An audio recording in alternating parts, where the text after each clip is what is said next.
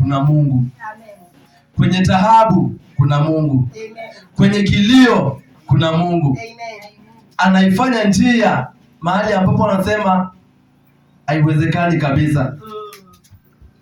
Nakumbuka siku moja nikiwa mtoto, nikiwa in the youth, au watoto wa youth, kanisani kwetu, nilijaribu kusema programa nipe nafasi niimbe. Najimwa. Sijui kama hapo kwani ina happen. Unaambia programa nipe nafasi nikalisha ili moja. Watu wabarikiwe. Anakunyima. Bwana Yesu asifiwe. Unaenda shuleni kuna nasema nataka kuimba leo parade. Lakini unanyimwa nafasi. Bwana Yesu asifiwe. Nimekuja kuhimiza mtu siku ya leo. Cameraman wacha uvupi. Tuko live. Simama tafadhali, wacha aibu. Wacha haya, tuko live. Bwana Yesu asifiwe. Amen. Have courage in Jesus name. Have courage in Jesus name. Utasimama mbele ya mataifa ukichukua kamera. Have courage in Jesus name. Acha aibu. Hao watu wanashinda na wao, unacheka pamoja. Unashinda mnasoma pamoja.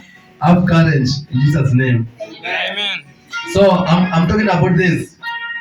Kuna wakati unafika unapata dharau imezidi. Kuna wakati unafika ambapo unapata mateso yamezidi. Wakati mwingine unafika unasema magonjwa yamezidi. Kila siku ni headache. Kila siku ni tumbo. Kila siku ni miguu. Kila siku ni macho. Kila siku ni yana mwisho. Amen. Today I have come to say that there is an healing in the land. Bwana Yesu asifiwe. Amen.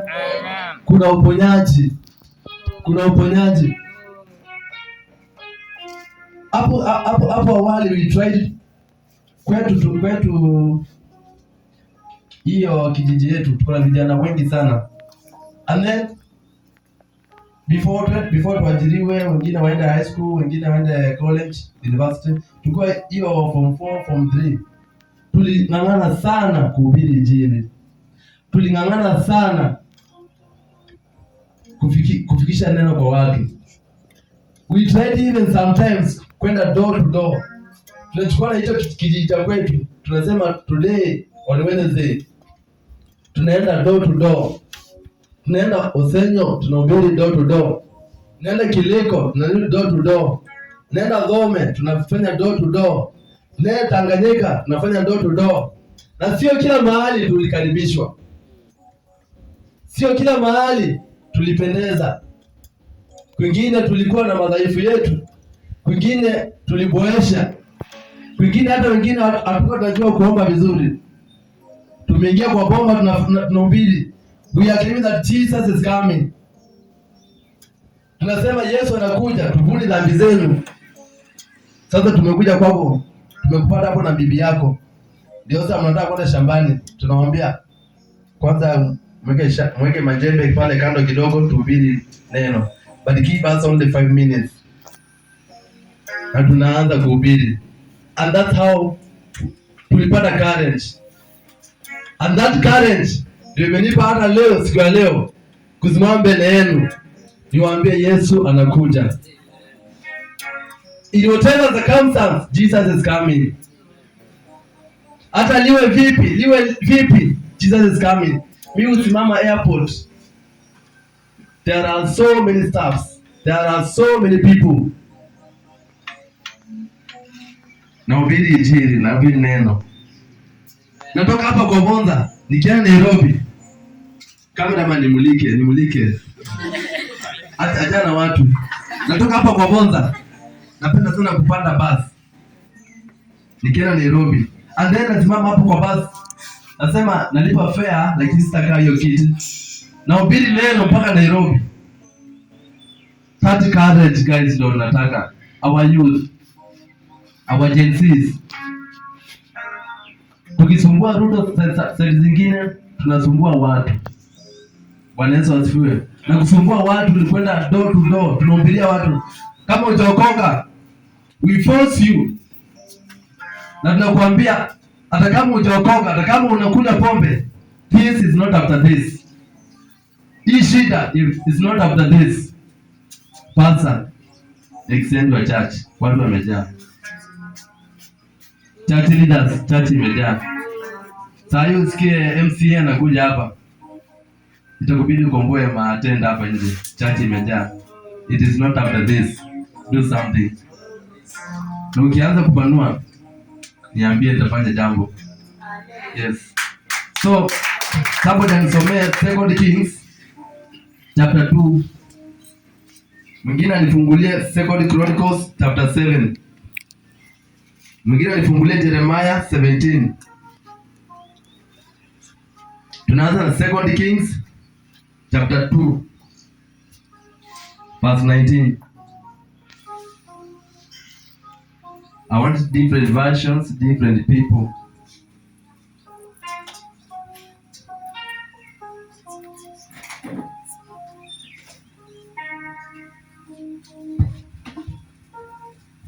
Second Kings chapter 2 verse 19.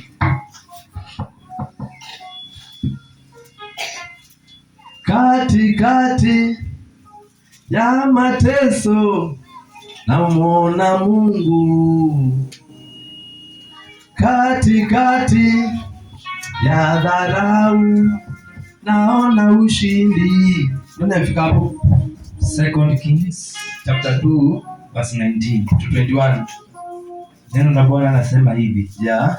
Watu wa mji wakamwambia Elisha, angalia twakusihi, mahali pa mji huu ni pazuri kama bwana wangu aonavyo, lakini maji yake hayafai. Fika hapo. Sasa hawa ni watu amemgeukia Elisha. Wanamwambiaje? Nchi yetu inapendeza. Watu wetu wanapendeza. Vijana wetu wanapendeza. Our ladies are so beautiful. Ni so amali tu whatever inakuwa. Our men are very strong. Our ladies are very courageous. Nchi yetu tukipanda inafanya vizuri. Pale kanisani tunapendeza. Katika mambo ya kila siku tunafanya vizuri. Aha. Hebu endelea kidogo mbele. Lakini maji yake hayafai. Na nchi uzaa mapooza. Hapo sasa. Lakini maji yake haifai. Maji yake haipendezi. Maji yake haina ladha. Na hivyo ndivyo hata kanisani siku hizi tuko. Kanisa linapendeza, hiyo ndio nchi yetu. Kanisa linafurahisha, hiyo ndio nchi yetu. Kanisa ni safi kama hii. Lakini walio ndani yake